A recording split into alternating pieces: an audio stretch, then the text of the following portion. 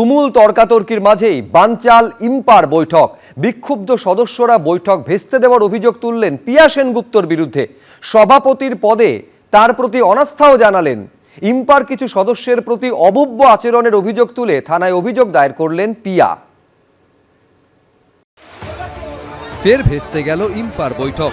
এই নিয়ে চতুর্থবার রীতিমতো ধুমধুমার পরিস্থিতি তৈরি হলো প্রযোজক পরিবেশকদের সংগঠন ইস্টার্ন ইন্ডিয়া মোশন পিকচার্স অ্যাসোসিয়েশনের দপ্তরে। শুক্রবার সংগঠনের সমস্ত সদস্যদের নিয়ে বৈঠকের ডাক দেন বর্তমান সভাপতি পিয়া সেনগুপ্ত। কিন্তু বৈঠক শুরুর আগেই প্রবল বাগবিতণ্ডায় পরিস্থিতি উত্তপ্ত হয়ে ওঠে।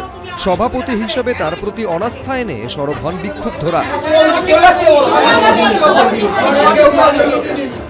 রাজ্যে রাজনৈতিক পালাবদলের পর থেকেই ইম্পার সভাপতির পদ থেকে পিয়া সেনগুপ্তর ইস্তফার দাবিতে সরব হয়েছেন সদস্যদের একাংশ। বিস্তর অনিয়মের পাশাপাশি আর্থিক তছরূপের অভিযোগও তুলছেন বিক্ষুব্ধ সদস্যরা। উনি খালি একটাই জিনিস বলে যাচ্ছেন, ওনার পদটা দরকার। তো গদিটাই যদি এত ইম্পর্টেন্ট হয়, তাহলে আমি তোমাদের মাধ্যমে বলছি, আমি ওনাকে একটা চেয়ার কিনে দেবো, উনি ওই গদিতে আজীবন বসুন। কিন্তু সেটা ইম্পায় নয়। উনি তো জানেন উনি সব রকমভাবে 2 নম্বরই করে ফেলেছেন। এই নিয়ে প্রবল বচসার মাঝেই ভেস্তে যায় এদিনের বৈঠক। ইম্পার সম্পাদক আশিস বন্দ্যোপাধ্যায়কেও পদত্যাগ করতে হবে বলে দাবি করেন সদস্যরা। পিয়া সেনগুপ্তকে উদ্দেশ্য করে ওঠে চোর চোর স্লোগান।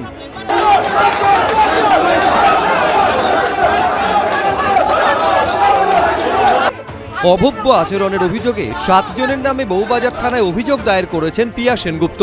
আমাকে তেড়ে আসছে, আমি থানায় যাব, কারোর কথা শুনবো না।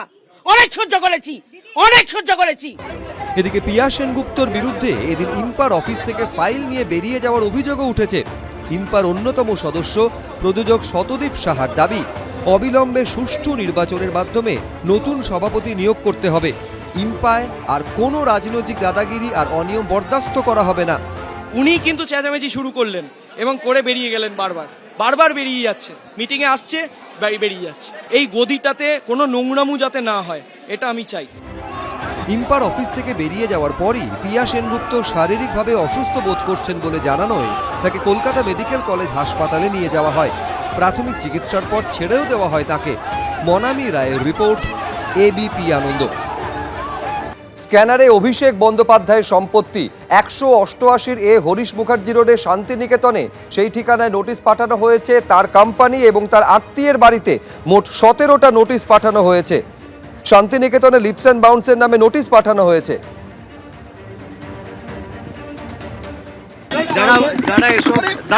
যারা এসব প্রশ্ন করছে, কলকাতা পুরসভাকে জিজ্ঞেস করুন অবৈধ অংশটা কোথায়, জিজ্ঞেস করে আগে জিজ্ঞেস করে আসুন, তারপর আমার থেকে উত্তর নেবেন। আপনি স্পেসিফিক্যালি জিজ্ঞেস করুন কোন অবৈধ অংশ।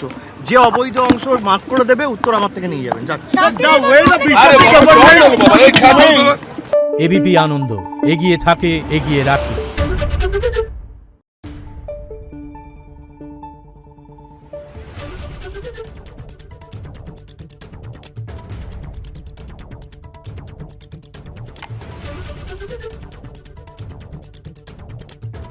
Thank you.